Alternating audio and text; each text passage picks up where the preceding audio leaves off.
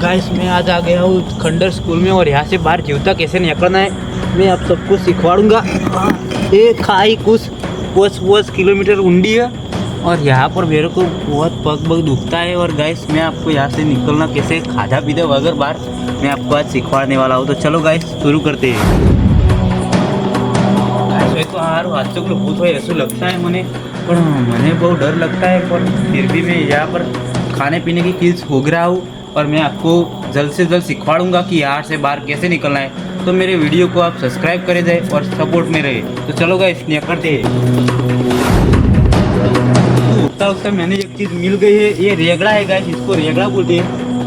ये गैस रेगड़ा है, सूखे गया है, इसका भिजवारा होता है और इसको हम खेतर में भावते हैं ना तो रेगड़ा उगता है। इसका शाक होता है वो भट्टा बोलते हैं ना वो। तो चलो गाइस इसको हम हमारे खींचे में रखते हैं और आगे बढ़ते हैं दूसरी खाने की चीज़ ढूंढने के लिए। तो मेरे वीडियो में बने रहो गाइस। गाइस ऐसी रिहाड़ों में ये सब पड़ा होता है तो आपको है ना ધ્યાનથી નીકળવું પડશે અહીંથી। હવે તમે જોઈ શકો છો આને ઈંટ કહેવાય।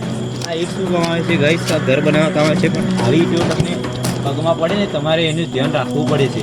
તો તમે મારી હું જેવી રીતે ચાલું છું બાજુ કટ કર